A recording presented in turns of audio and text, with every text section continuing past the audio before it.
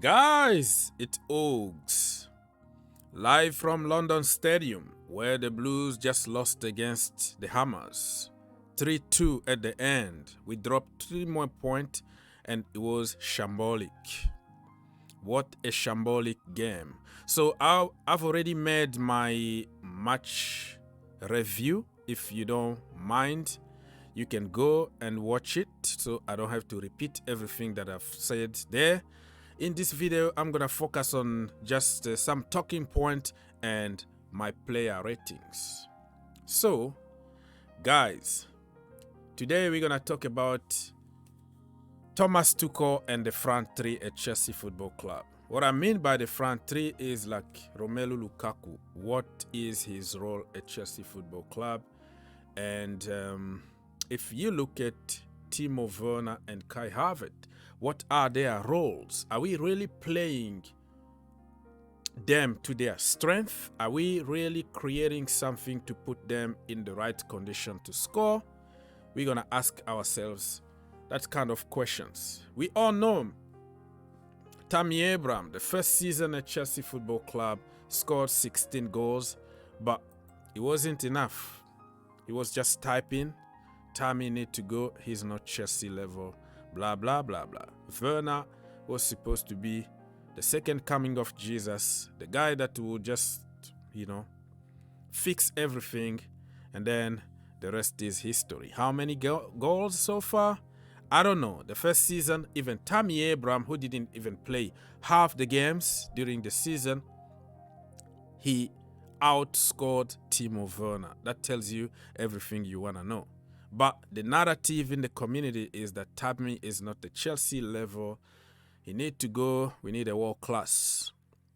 And then we went for Romelu Lukaku this time, right? Romelu Lukaku was supposed to come here and fix all the problems. Now it's more than 11 games or 10 games or whatever. He can't even score. And looking at his positioning, like, is that from the manager? Like, the manager tells you what to do, right? Is the manager who really ask you to be just still, just like a tree somewhere without moving, without doing anything? So with Lukaku, we are so predictable because we are looking for him. We are trying to cross the ball to him, but that is the easiest way to defend for a defender. If we know that if a defender knows that there is a focal point, it's very, very easy to defend. And you have to be sometimes unpredictable. But now Lukaku is there, very predictable. Are we putting him in the right conditions?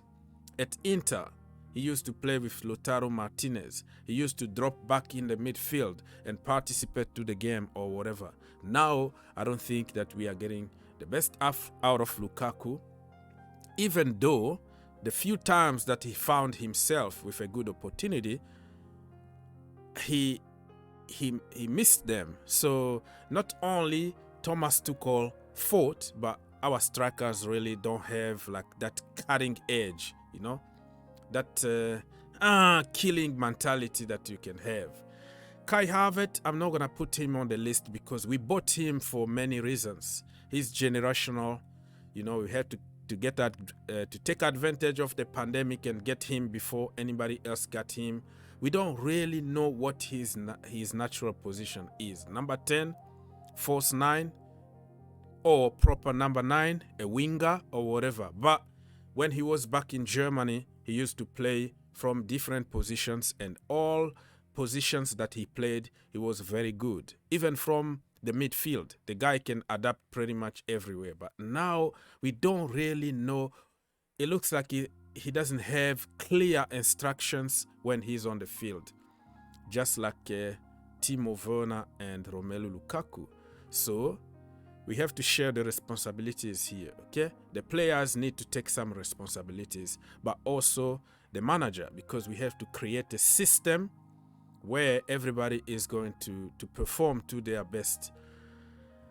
When it comes to Werner, that is another case, because this brother will miss a goal, even empty goal. So in that case, not the manager's fault only, but most of the time we don't find him though.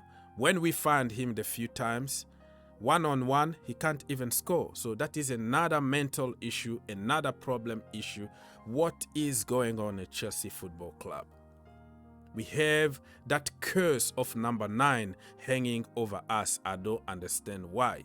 And why are we spending money on buying expensive players when we have excellent players coming through the academy over the years? Look at the Broja. The goal that he scored, oh my goodness, you have to go right now on YouTube and check on the goal that he scored. A proper number 9 goal. He put the defender down, cool, collected.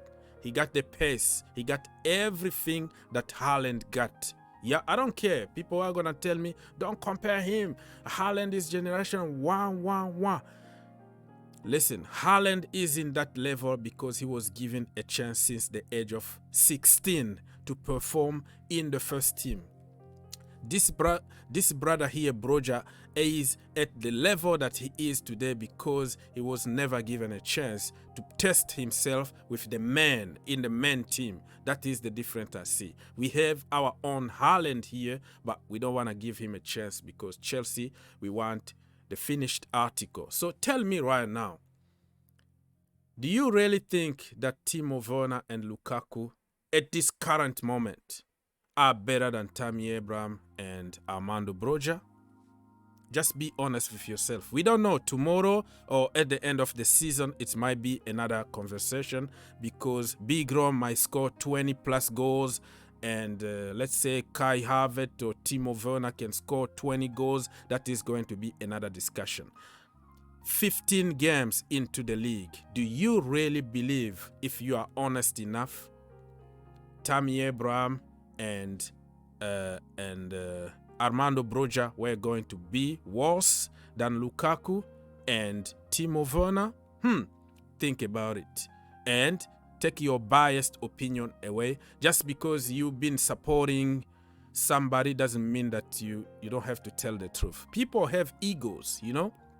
Many people got some bad egos just because they said something, just because they insulted Frank Lampard a lot. It's become a problem for them to criticize Thomas Tuchel because it's going to hurt their egos. So they have to find another person to blame or another way of, you know, making themselves feel good. But it is not going to change anything.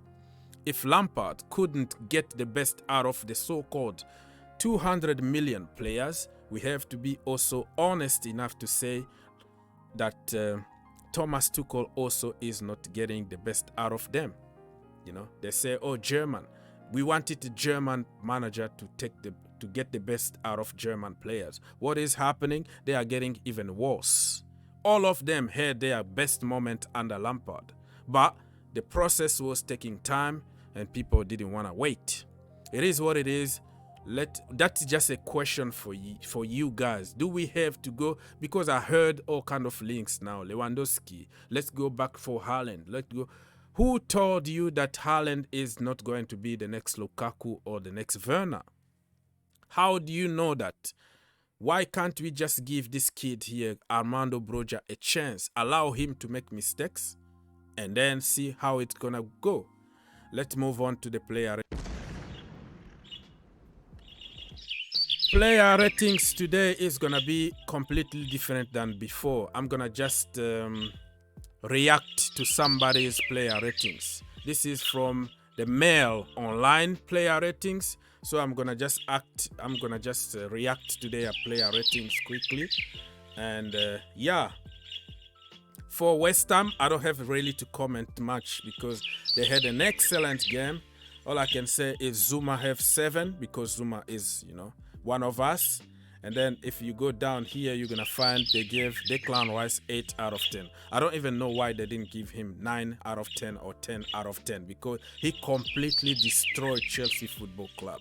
And I don't want to hear anybody to tell me that Declan Rice is not good for Chelsea Football Club. He's been hyped by the media. Maybe you should check your head. Go to your doctor. If you don't know how good this boy is, and then you don't know anything about football. Let's not even talk about it now. And then, yeah, Lanzini, they have Bowen 9, they have Mikel Antonio was very handful. Took care of Rudiger properly, as per usual. And I'm not, Masuaku gets 7 because he got a golazo. What a goal. And at Chelsea Football Club, they give Edouard Mendy 5. I don't understand why they gave him 5. 2 goals were his fault. He was awful today, so I'm not going to sugarcoat him. I'm going to give him 2 out of 10 for Edouard Mendy. I don't have to repeat myself. I said everything. Andreas Christensen, 6 out of 10. I don't really believe that anybody, yeah, some of them deserve 6, but Andreas Christensen, I'm going to give him 5 because it wasn't all his fault. Thiago Silva, 7 is about right. Rudiger, 6. Not really sure. I'm going to give him 5 out of 10. I saw Mikel Antonio and he was bullied today, man. He was bullied today. Reece James, 8. Yeah, I'm going to give him 7. I have hard time giving people 8 or 9 today. He was good. That's all I can say. But because the overall performance of the team, he's going to get 7 out of 10 from me. Ruben, 6. How the hell? Ruben, I'm going to give him 7 out of 10. This is not fair. He was somebody who was doing something in that field, in that midfield. Look at Jorginho. Very weak physically and mentally today. Jorginho getting 6 again. No, Jorginho from me is going to get... He got that yellow card early on, so you have to give it to him. But giving that back pass, I don't like that, man. Sideways, backwards, sideways, I don't care, man. Jorginho is going to get 3 out of 10 today. Marcos Alonso, 6. Not everything was on Marcos Alonso today, but I'm going to give him 5 out of 10 instead. Hakim Ziyech, 6. Wow. Hakim Ziyech was actually somebody who was creating some magic. Look at that pass to Mason Mount. Come on. This is not fair. I'm going to give him 7 out of 10. Mason Mount, 8. Wow. He scored. He had a very good game. This is about right. Mason Mount was probably the best in that team.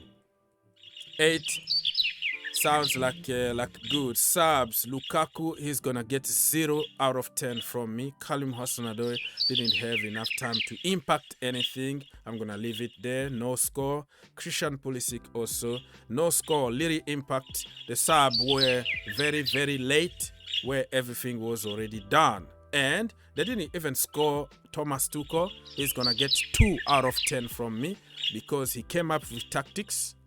He chooses his team. And then we got undone by Moyes. So Moyes is going to get 9 out of 10. Thomas Tuchel is going to get 2 out of 10. People, let me know in the comment what you think about my player ratings here.